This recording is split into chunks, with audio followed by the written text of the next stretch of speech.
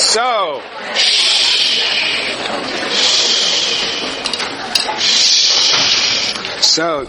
you all had a good break, huh? Jamie Lou, did you have a good break? What does a good break mean? Home? Family? That's enough.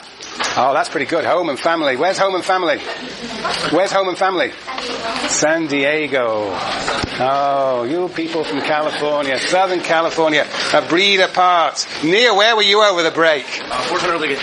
Where were you? Fort Hunter Liggett. Fort Hunter Liggett. Yeah.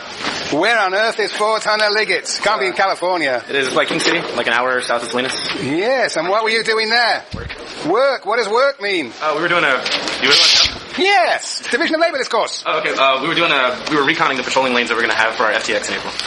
Recounting the patrolling lanes. Conducting a reconnaissance of the patrolling lanes that we're going to run on our Spring FTX, which is... What's your Spring FTX? A Springfield training exercise. So it's from the 23rd, 24th, 25th. Springfield training exercise. What do you do on a training exercise? Yeah, sleep in the woods, shoot guns. Sleep in the woods and shoot guns. Why does one shoot guns? Don't guns shoot something else? Well, they'll, in pretend, shoot other people, yes. Ah, yes. Okay. What a life you lead. Wasn't much of a spring break. No? Okay. Anybody else? Anything interesting to report from the spring break? Nothing. Anybody not have a good time? Oh, Kristen, why not? Pneumonia. Oh, that's no good. Oh, spring break. And you're still sick. And you come to class. Now that is what is called dedication, loyalty and a sense of vocation. Oh, I'm sorry to hear that. Yes. Well, Michael's looking after you. No. No. Okay, well. Well, that's simple. All right. Look. So, it's all downhill from now on. Okay, Murray. Downhill. And to speed it up going downhill, we have to watch the film this Friday, I'm afraid. Next Friday will be too late. So, 2 to 6 p.m. It's going to be a marathon. 2 to 5 is the film, 5 to 6 is a discussion, and then I believe some of you might get extra credit. Oh, look at that. Hey, jeepers, your GSIs are really generous. Right, Paula? Yes. Okay. So, I'm not figured out exactly where yet, since I only realized we have to do it this Friday just now. Jessica? What time is the discussion? 5 to 6. The film is 3 hours long. One of the greatest films ever made.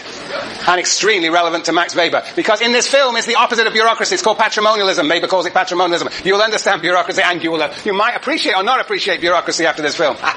Right. Okay, I will tell you on Thursday and I'll announce it on B-Space where exactly it is. Okay, and you also have the simple examination, second midterm. It's a breeze. 3 questions. And I even help you answer them by dividing each 2 questions into 3. Yeah. And it's even in block capitals because the GSIs want to make it very clear what it is you're supposed to do. So there can be no misunderstanding. Okay. And notice something else. Do you notice something else? 3 days extra. At least 3.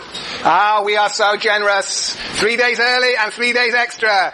Tracy, aren't we generous?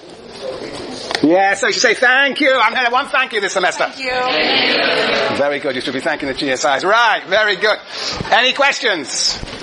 Yes, Sonny. Can I get a copy? Can you get a copy? Yes, I have copies here. I'll probably put it on B-Space too.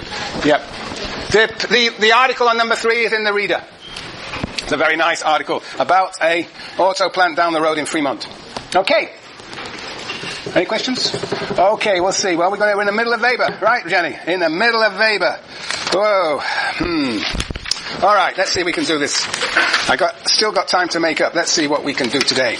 Well, I'm going to start with Max Weber and the prosperity spirit and capitalism. And remember, Max Weber's obsessed with this peculiar phenomenon, Western rationalism, of which modern Western bourgeois rational capitalism is one expression. And he wants to figure out where on earth it comes from. Well, what is it? Well, what is peculiar to it is, in fact, the spirit of capitalism.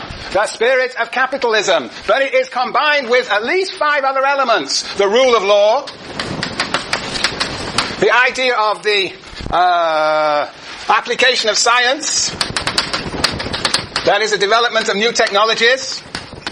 Wage labor. More what Marx would call wage labor. what Weber calls formally free labor, formally as in F-O-R-M-A-L-L-Y. Free is free to choose. Formally free labor, wage labor, selling of labor power. And then there is also the importance of calculation, bookkeeping, so you know when exactly you are or are not making profits, bookkeeping. And what's missing?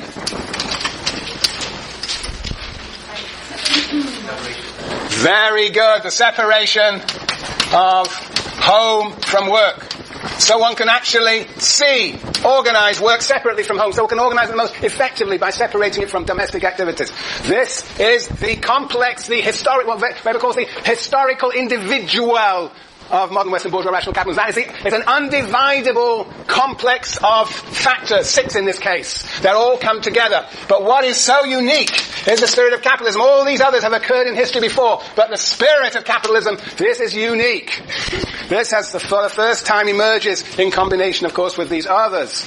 So what is the spirit of capitalism? Well, I believe it has 2 dimensions. It is the idea of work ethic, the devotion to work as a calling, on the one side, and making money for money's sake on the other. Money for money's sake. Making money for money's sake is what capitalists do. That's the capitalist moment of this. Work ethic is what workers do. Together they form the spirit of capitalism. It means different things in a sense for different classes. The question, of course, is that Weber is obsessed about is where does this spirit of capitalism come from? Well, he has a whole theory of religion that connects religious doctrine to economic behavior.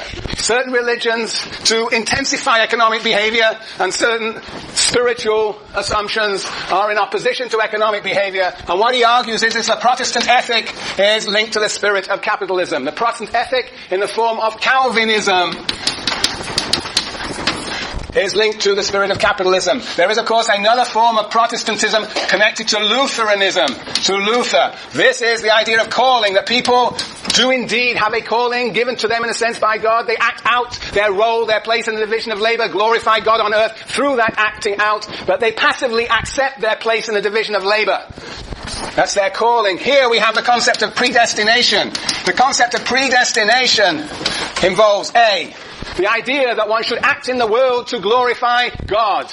We are here on earth to glorify God. So our actions on earth are very important, the glorification of God on earth. But second, the idea of predestination implies there are elect and damned, and it is impossible for us to know whether we are elect or damned, whether we're saved or not. It is unknowable to us. We cannot know God's way. This creates an enormous anxiety. And so Weber develops a theory, a psychological theory of the intensification of life on earth. We are so panicked and so concerned about whether we are saved or not that we look for signs that we are saved, though that we know is already predetermined, but we are so anxious about our destiny that we actually engage in frenzied activities. And if we're capitalists, we engage in frenzied accumulation, making money for money's sake. And this involves a very lonesome relationship between the individual and God, unmediated by some priesthood. It is a relationship between the individual and God, an unknowable being. And finally, the third element of predestination, Calvinist predestination, is the idea, we could use, it's a sort of mutual surveillance, that we look around and see who is saved and who is not by looking at their behavior. We see that so-and-so is actually not actually accumulating capital, but spending money, and is buying Mercedes-Benzes instead of using bicycles. That some are actually cheating others, creating Ponzi schemes. They are not going to be saved. And so there is a sort of mutual surveillance going on, figuring out who is saved and who is not. So there is a group process as well. These are the 3 dimensions of Calvinism that lead to the spirit of capitalism. That is the argument we have so far. Okay. That was pretty good. 15 minutes, not bad. Good. Okay, any questions so far? Oh, yes, but yeah. I don't understand how the mutual surveillance is part of the idea that only God knows Good. So on the one hand, a lonely relationship with God. On the other hand, but yes, I think that's right. We are in groups. We do live in society, or the Calvinists, the Puritans do live in societies.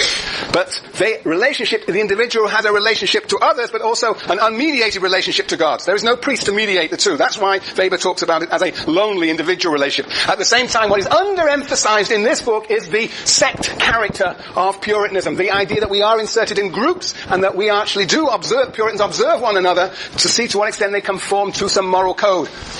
Yeah, so both things are going on. Yes, Rosa?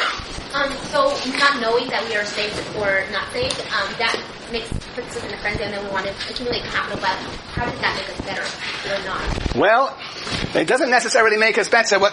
And this is the psychology of predestination, is that because we do not know whether we are elect or damned, and because this is the all-important thing in our life, we get very anxious, as you would if you didn't know what grade you were going to get, and it was your whole life depended upon it. And so you get very anxious, so you look for signs, you look at your GSI, you look for signs that you are saved, that you have got something more than a C, or a D, or whatever. So you look for signs that you actually are blessed, you have an A. And so what do? You smile at your GSI, and the GSI, who's your GSI? Jenny. And she will, if you're lucky, smile back, and if you're unlucky, she won't, and you know you're damned. So the point is that it's the anxiety. What Weber's arguing, this is the fascinating story here. The anxiety of predestination leads to this frenzied activity to accumulate, if you're a capitalist, to accumulate capital. If you're a worker, it's to work harder and harder. Because that accumulating capital, building a successful business with lots of profitability is a sign of success and a sign perhaps that you are saved. Perhaps. Finally, I got to the point. I think the point is not everybody has to be a capitalist. You do whatever your calling, whatever your place in division of labour is, there is a corresponding behaviour that is marked by success. But when you're a capitalist, it is accumulation for the glorification of God on earth that is the sign of success. Yes, Alex? I have a question concerning one part of this book. It says that to be specialized is very irrational in the beginning because you were perceived as stingy, using all your time not leisure, but traveling around, meeting new guys. It's an irrational thing in the beginning, see, to engage in this new type. Right. At the beginning it's irrational. Then I think Baxter says that it's more likely that a Calvinist or a Puritan will engage in specialization because it's more irrational. It's more you don't waste time going from the field to another type of work. It's more obvious to fix this time. Well, you've got to read Baxter very carefully. I think you're referring to a page where he refers to Adam Smith and then refers also to the readings. When he's referring to Adam Smith, he's just talking about the division of labour and how rational it is and it leads to greater productivity. But lower down on that page, he's talking about the calling and the importance of calling. I think you're right in the beginning. The peculiarity of this form of capitalism is this irrationality. Making money for money's sake seems to be irrational in the context of previous economic systems, which were in a sense traditionalist based. One didn't try to accumulate, one just produced enough that was necessary to survive. Or one just, as merchant capitalists did, just make money through trade. But this idea of accumulating without consuming is seemingly irrational. So that's why he always puts IR in brackets. But we'll get to Baxter in a second. Any more? Yes, any more? Right. Well. Did I miss somebody? No? So other than the differences... Neil, how can you ask a question without even having your book out? Very good. So, that was other than the difference in how Lutherans and Calvinists view how it affects the division of labor, what's the major difference in how they're going to go to heaven? So if Lutherans feel they have a calling, so that means they have a weak sense of predestination. It isn't that it is, it's obviously if one carries out one's position in the division of labor effectively and successfully, then one feels confident that one actually will be saved. Whereas the whole thing about Calvinism, one doesn't know it. Predestination is predetermined. Okay. Very good, very good. I'm assuming there will be some Protestants amongst you who will, does anybody want to confess here that they feel like a Protestant? They feel this anxiety? Anybody feel anxious vis-a-vis God here? Nobody? That's sad. Nobody. Hannah? Anxiety of what? Being saved? Yeah. Of course I do. Yeah? Yeah. Does it affect your day-to-day life? Yeah. How? Fine. Let's see, because we have to pray 5 times a day. So how does my mom get me out of bed? She comes and tells me, I hope you're enjoying sleep because it's going to help you enter the eternal fumes of fire. Eternal fumes of fire. She says that to you, huh? 5 a.m. in the morning. 5 a.m. in the morning. But you're not a Protestant, right? No. Right. But you have the same sense of life on earth is really determinant of what happens in life after death. No? I don't think you worry too much about life after death. You do? Okay, you know better than me. Yeah. Any more? Anybody at the back there? Anxious?